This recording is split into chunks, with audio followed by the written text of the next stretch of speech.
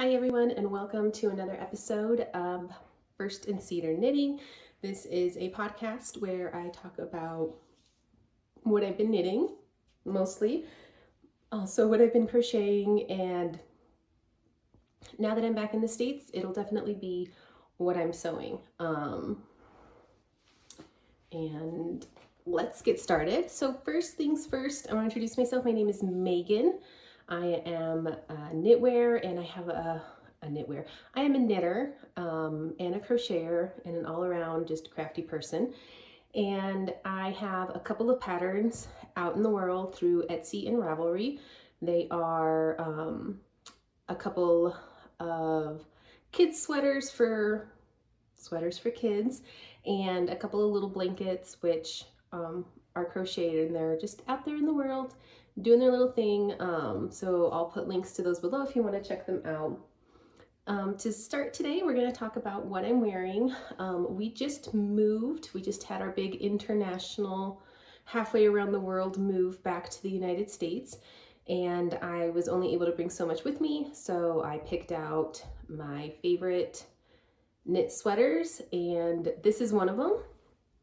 And the pattern is the Ankers sweater by Petit Knit, and the yarn is Sewrella yarn in a base that they don't carry anymore. It was a DK weight single ply, and the colorway was the Friends from her Knitflix collection, the Friends colorway. So this is supposed to be the same purple as the girls' apartment. So it's a really good purple. I really like it. This sweater does not have short rows, so it does kind of come up equally in the front and in the back.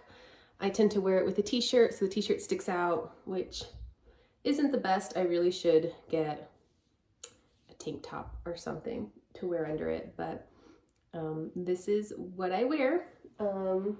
Yeah, love this sweater. I've talked about it before, so if you have any questions, you can go back and look at some of the prior episodes and see what it's all about. But yeah, this is what I'm wearing. I've been wearing it a lot because it is one of the sweaters that I brought with me. Hopefully the rest of my clothes get here in about 6 weeks, and then I'll have all of my sweaters and I'll be able to pick from them because it's definitely winter here in Denver, Colorado. If you're curious about the big move and all of that, I'll do a section at the end of the episode where I talk all about that. Stick around and you can get all of the info on that. So moving on, next we're going to talk works, finished objects, and then works in progress.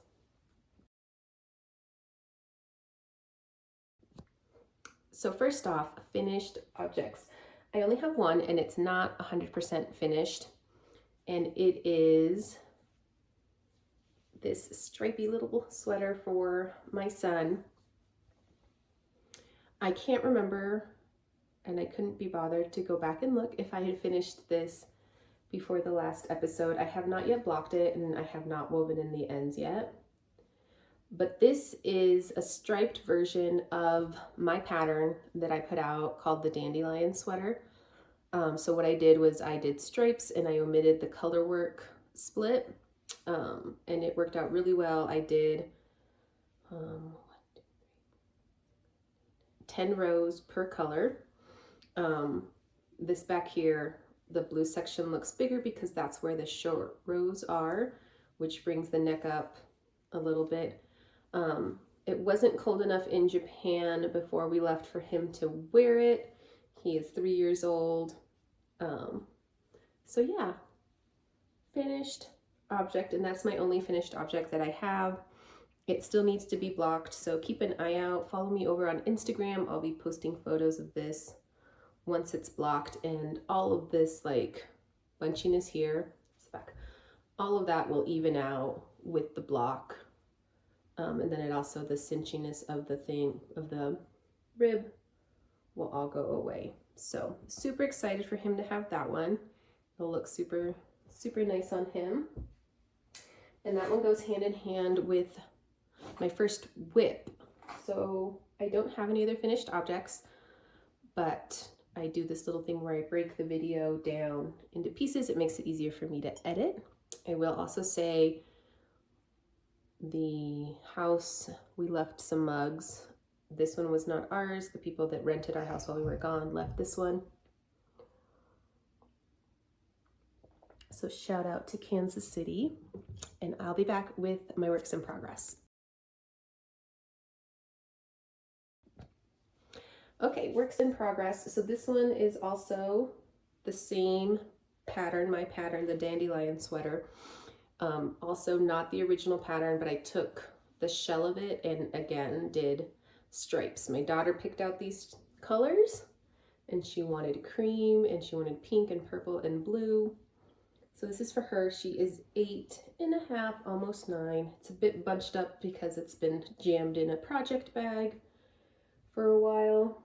Right before we left Japan, I did manage to make it to our local train station there and buy one more ball of each of the stripe colors because I was down to very little to where I wasn't going to be able to do stripes all the way down the sleeves. But here we are. Here's the progress on that. Body is completely done and cast off, and we are on sleeve number 1. 1, 2, 3 colors in. So yeah, this one I probably need to finish for her soon. That way she can wear it. It is cold. It's supposed to get a little bit colder this week here in Denver. But yeah, I am loving this one. The yarn, part of the bag ruffling. The yarn brand, and I think these will forever be loved sweaters, made in Japan by the Okadaya brand, and it's called their Daily. And it is 100% non-superwash merino. It does felt. I have a couple of sweaters that I made in this during our time that we lived in Japan. I accidentally washed one and it definitely felted. So gotta keep an eye on that. But absolutely gorgeous, super soft because it is 100% merino.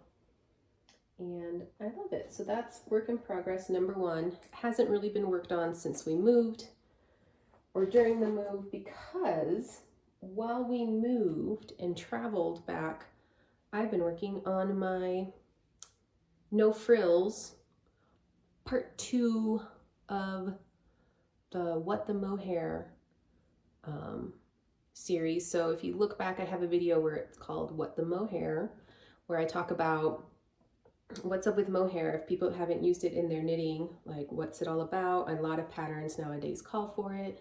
So I decided to knit my very first mohair pattern.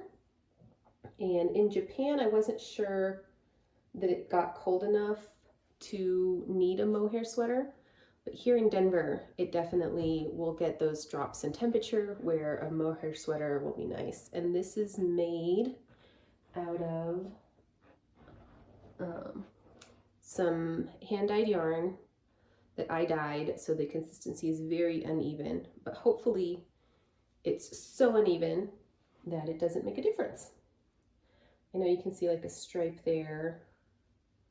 There's a bit of some pooling there, but, and then in Japan I also bought the mohair. I don't have a tag for this, but I do talk about it in the What the Mohair episode. I have completed 1 sleeve.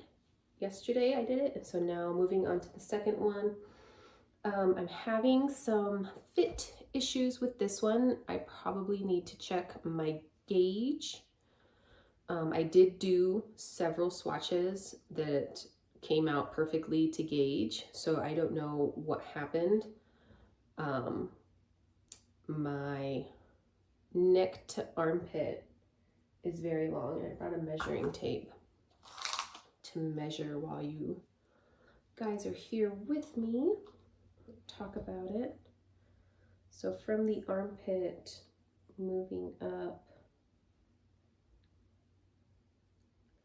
it is 32 centimeters or 12.5 inches of yoke depth. And I do believe that is too much. I usually do 8 inches of yoke depth. I think that's what this one is. Approximate yeah, 9 inches or 23 centimeters. So my yoke depth on this one is deeper, and she tells you to do the body and then measure from the center back all the way down until you get a certain length. And I did that, and as you can see, that's half the length of the sweater. That makes the body very short. So we're going to finish the second sleeve and see how it goes. I also did not make the sleeves to length that she calls for, because I thought that that would just be enormously long. And it's also a lot wider than I thought it was going to be, so I wanted to cinch it in and then do my ribbing and make my ribbing extra long so that I can get it into my coats without it being such a big deal that it's such a big poofy sleeve. So the cinched in and longer cuff will help with that. So stay tuned for part number 2, where I'll go into a lot more detail and I'll do a full try on of this sweater. But the halo on this and the softness of it is just amazing. And I'm told, or I've heard, that when you block garments with mohair, it just makes all of your little mistakes and the slightly looser stitches just even out amazingly. So work in progress number 2. Hopefully by next episode it will be a finished object. All right, next. I don't think there's much to show here, but I did cast on, and I didn't work on this one on the plain because I think I am almost at the point where I started this one twice actually because I twisted my stitches. So I've got my bottom hem, and this is the Strombolli Tea by Caitlin Hunter. It's knit from the bottom up and it's fully textured the whole way up. I'm super excited to have this one in my rotation. She has it with a sleeve that's down to your elbow. I am probably going to go, show you on this arm. So her sleeve comes to about here. I'm probably going to go to here and maybe even do it full length if I have enough yarn. So yeah, not much to show except for probably 2 inches of ribbing. And if I'm there, then I need to set up my stitch markers to be able to knit my lace. That'll be the next thing. And the yarn I'm using is Quince & Co. I forget the name of it, but it's the one that has mulberry silk in it. So it's wool and silk, and it's very soft, very drapey. And I got it. I won it in a Instagram giveaway. So excited. And I'm finally working with one of the colors. I have 300 grams of this color, which should be plenty to be able to make the tea and then kind of figure out how much I have for length of sleeve.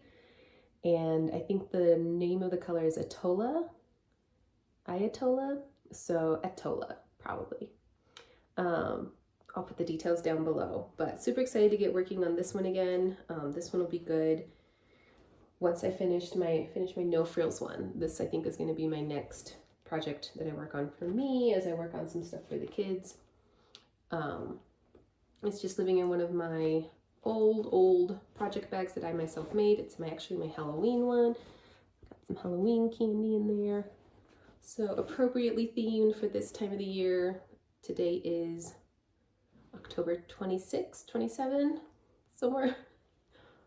We had a lot of jet lag. So one of my original ones, one of my slouchier ones, because it doesn't have interfacing, which I actually now put in all my bags. It keeps them more structured. But there's that. I also have with me, and I haven't done any progress on it, but I want to talk about it, is my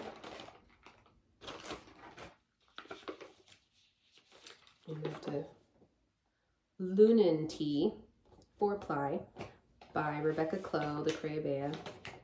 And I haven't done any progress, but I'll show it real quick and I'll show the yarn I'm using.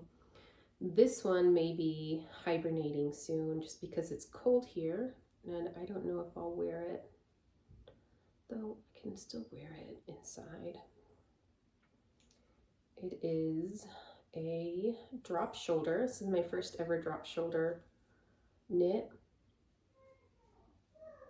I've connected the front. I'm a little worried because the back, I don't know, it just depends on how far we go down on the front. So if it sits like this, then we're almost there. And I don't know if this is going to be deep enough for my armpit without it being like right up in there. But we shall see.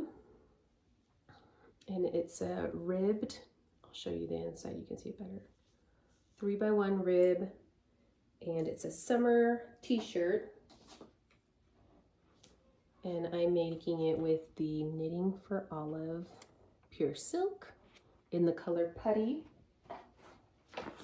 And I am making the design without the polo collar.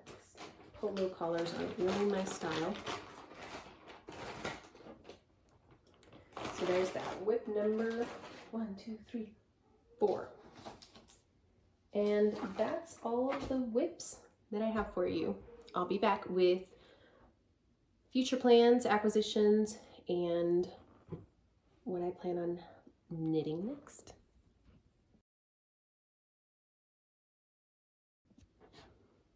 Okay, so future plans, I only have one, and it is a stack of yarn that I brought with me to be able to start my next sweater after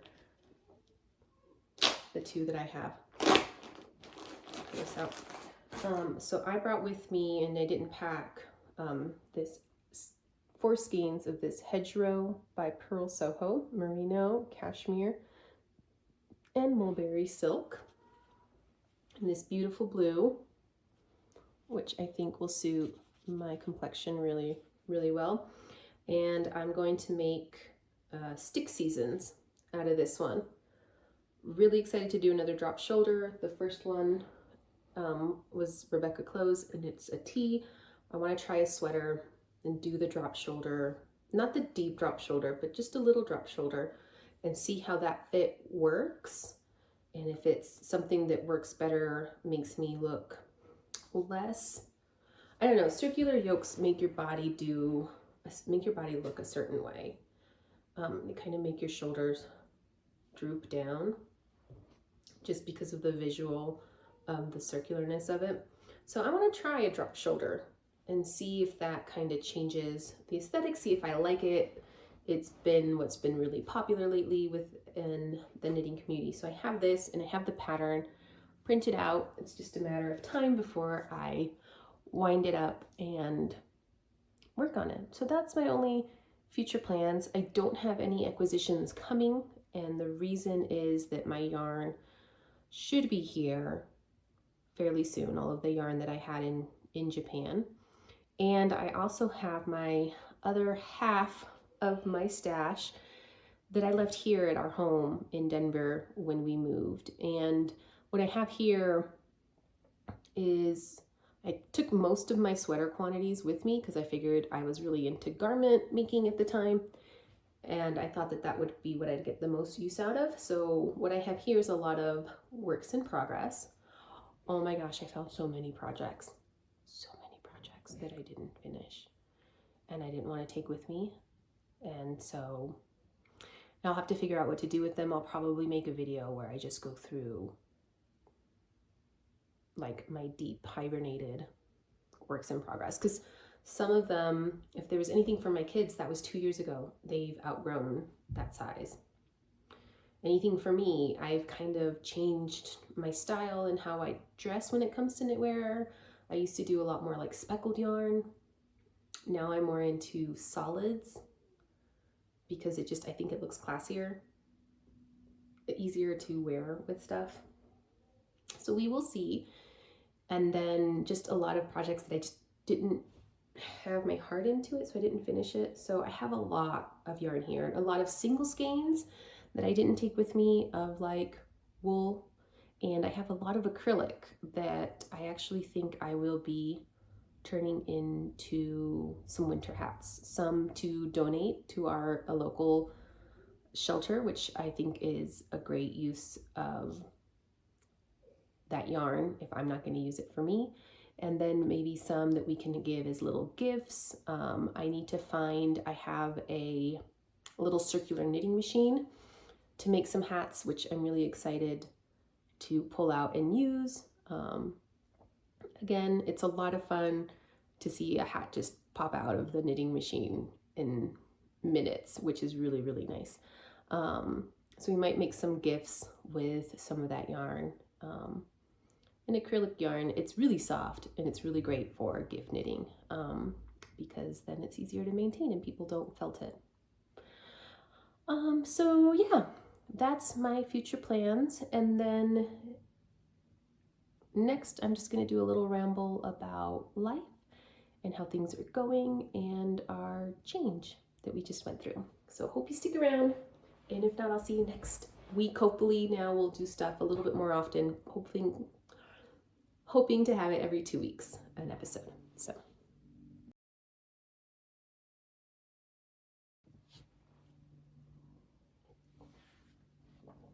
Okay, last but not least, if you look back at my blogs, you will see that I've been in Japan. We were there for almost 2 years. We were 1 month short of it being a 2-year rotation, and we went with the U.S. Army, and they moved us out there. My husband works for the Army, is a soldier. And so we went and we did that, and it was a really fun adventure, an amazing experience for our family to get to live in a completely different culture and yet still have the safety net that living on or near a base, being able to get on base and be around other Americans offered us. And so we really, really appreciate the opportunity that we got to do that for 2 years. And so we have moved back home, which is where we were living before we left to go to Japan, in Denver. And we traveled last Saturday. We're awake for, I want to say, record for me, I think it was 27, 28 hours that we were awake. The kids did great flying. I was really worried about my 3-year-old, but he took a little nap early on and was awake for a while and then took another little nap. He did really great. My daughter did really great. My husband did really great. We all did surprisingly well. My husband and I slept the least. I didn't even try to sleep because I can't sleep sitting up on planes. And if I slept, I probably would have been so groggy and grumpy. So I didn't even try. I just kind of kept myself awake. But the kids did sleep and they did so good. We got here to Denver, had a nightmare experience, not nightmare, but not a good experience, renting a car because we sold our cars before we left. Renting a car for the first week while we got here and got settled, got our daughter back into school, and had the time to buy a car here, which we all got done last week.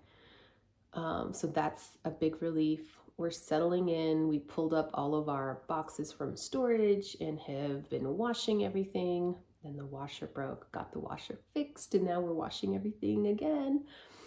Back at washing all the stuff. And we are officially getting settled in.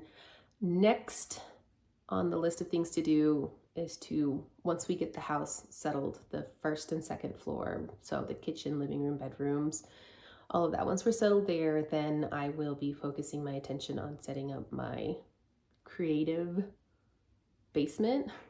So we have an unfinished basement, and that's where I had my sewing machine set up, and so I'm going to get that all set up again down there, and I'm really excited. I actually have this idea in my head. It's a really beautiful project bag, which, hold on, I'm going to go grab some that I made before I left, and I had them listed on my Etsy, but they didn't sell. And so as I was opening boxes, I found some, so just hold on 1 second.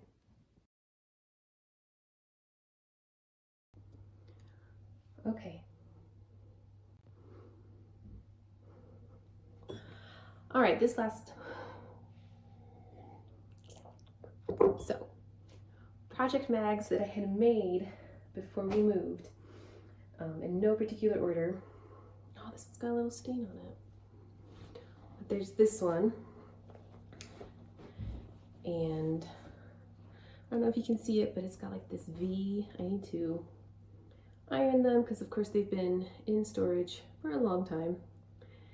And they've got the V on the back. So this one's two-toned, and they're drawstring, and they're perfect for, I want to say, at least 3 skeins of yarn. I'd love it if it was 4, but they're quite roomy. They're not, let's count how many I can get in. It's 100 grams.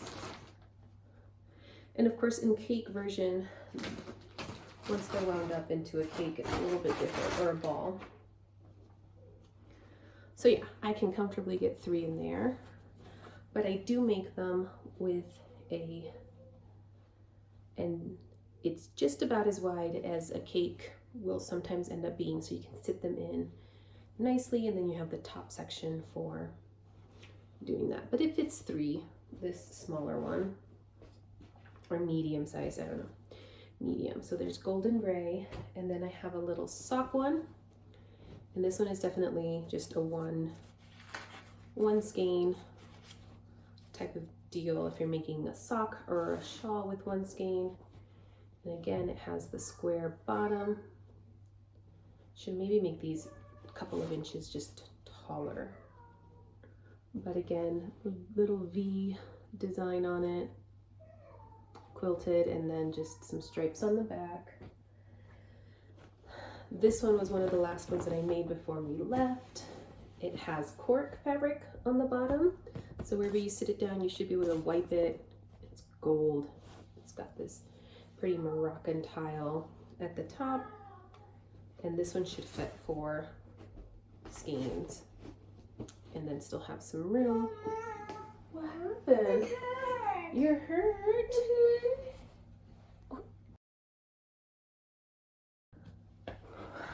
We're back. So I showed 3 of them. Another big one, quilted, and then a different design on the front. These next 2 are my favorite. This gold one with the V pleats, which if I do them again, I'll probably do them half as thick so that they show a little bit more how it's like a herringbone V. Then the back is just quilted. The inside has this B fabric, drawstring so nothing gets snagged, box at the bottom, and I also have a green one with the quilting going sideways on this one. Again, a fabric inside, and these can fit 4, so these are a good shawl. They're a great size, and then I usually carry them like this. So yeah, these are ones I made. They'll be listed, I think, in my Etsy, because I don't need this many, and I want to make some more. But yeah, definitely these 2 are my favorite. The solids with the coordinating fabric on the inside, and I pick a light color so that you can see what you have inside your bag. Learned that the hard way.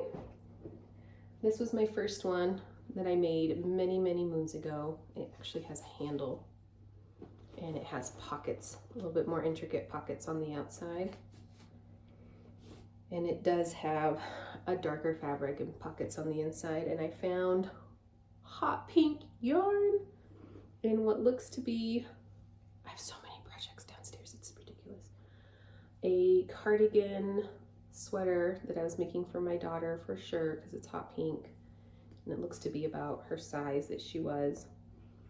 But this bag smelled so good, and I was trying to be like, why does my, it's because I have a bar of soap in there that I had made. These will also be on my Etsy, and it's handmade soap with added lanolin in it. Most handmade soaps don't have lanolin in them. It's all natural. I had these made to go with the yarn. Yarn needs the lanolin. It keeps it like, it's like moisturizing your yarn. Anyway, I keep one in my bag, and then the yarn smells amazing. I think one of the scents had a vanilla One was like orange. Oh, they just smell amazing and they go easily in your bags. These are the hats I was talking, I found the hats. The hats I was talking about going along with my knitting machine. Oh, here. Palm. The inside solid yellow. I mean, you could reverse it and then just have your palm on the inside. But yeah, and then I make these Santa ones. This one's missing a palm at the top, but it's a Santa Claus hat. And then for your holidays, your family photos, you can look like Santa Claus, but still actually be warm. I think these would be great for like Christmas parades. So I'm gonna pop a few more of these out with the yarn I already have. Look for those on my website. That turned into quite a show and tell. Anyway, I'm so glad you were here and you watched with me. Like I said a little bit earlier, I am hoping to do episodes every 2 weeks now that we are here and we're getting settled in, and hoping to also have some sewing projects for you as we continue on, and I have my sewing machine now. So hopefully I will see you maybe in a week, week and a half with the other half of the What the Mohair episode, and you'll get to hear my thoughts on knitting with mohair, wearing mohair, blocking and washing mohair. So yeah, get ready for that second half. All right, hope you have a great week. Happy knitting. Yeah, I'll talk to you soon.